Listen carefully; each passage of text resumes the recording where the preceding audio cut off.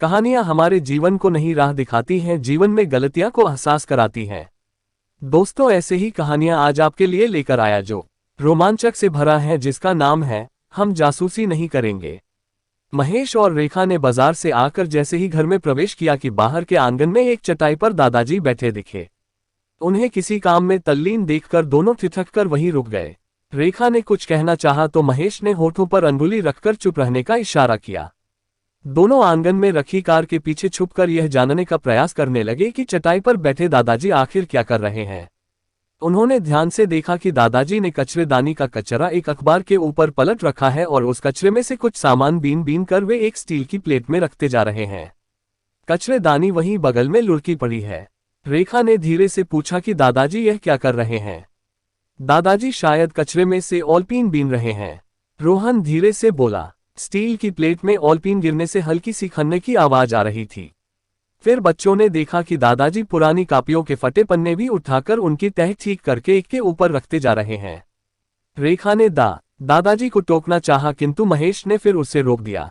आज हम छुपकर देखेंगे कि आखिर दादाजी इन ऑलपीनों और पुराने पेजों का क्या करने वाले हैं। महेश ने देखा कि दादाजी कचरेदानी के उस कचरे में से स्टेपलर पिन के बचे हुए टुकड़े भी प्लेट में रख रहे हैं। दोनों बच्चे धीरे से कमरे के भीतर आ गए, जैसे उन्होंने कुछ भी नहीं देखा हो।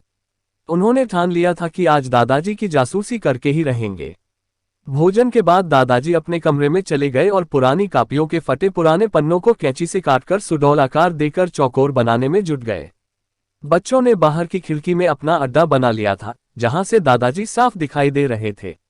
महेश और रेखा इधर उधर की बातें करते रहे, कभी बाजार की, कभी अपने अपने रास्ते की बात की, ताकि दादाजी को आभास न हो सके कि उन पर नजर रखी जा रही है।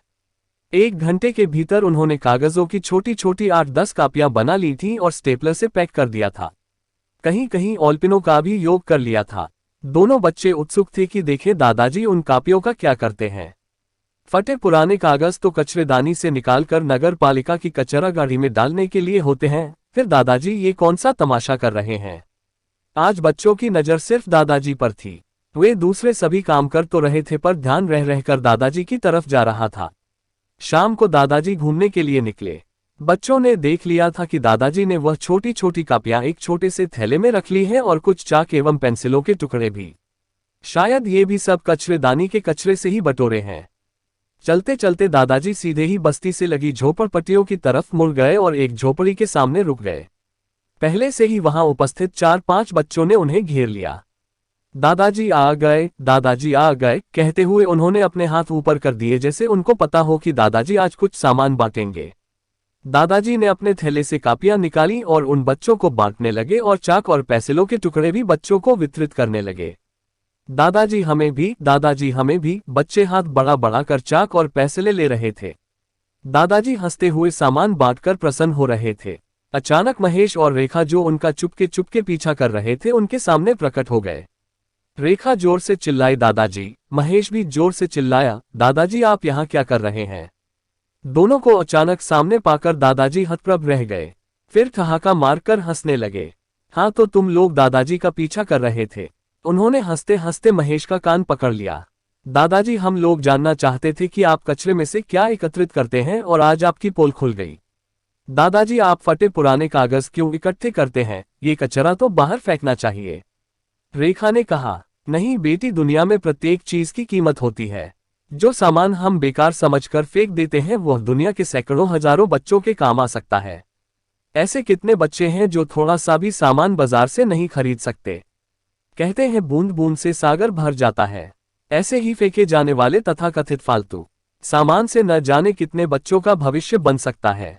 एक एक ईंट जोड़कर मकान बनता है, तिनके तिनके से रस्सी बन जाती है, वह बड़े बड़े वजनी सामान को उठा लेती है। वैसे ही यह छोटे छोटे वेस्टेज देश दुनिया की बड़ी आबादी के काम आ सकते हैं। महेश, तुमने जो कापियां गुस्से में फाड़ दी थीं, उनको काम लायक बनाकर मैंने इन बच्चों में बांट दिया। देखो कितने खुश हैं ये बच्चे। स्टेपलर पिन के टुकड़े, चाक, पेंसिलें तुम लोग रोज फेंकते हो, देखो आज किसी के काम आ रही हैं। महेश बोला सॉरी दादाजी, हम लोग छोटे हैं, ये सब नहीं जानते, हमको माफ कर दो दादाजी। आगे से ऐसी गलती नहीं करेंगे। और हमारी जासूसी, जोर से हंसते हुए दादाजी ने पूछा। नहीं करेंगे, नहीं करेंगे, हम जासूसी नहीं करेंगे। दोनों बच्चों ने एक दूसरे के हाथ में हाथ फंसाकर और हाथ ऊपर करते हुए नारा लगाया और दादाजी से लिपट गए।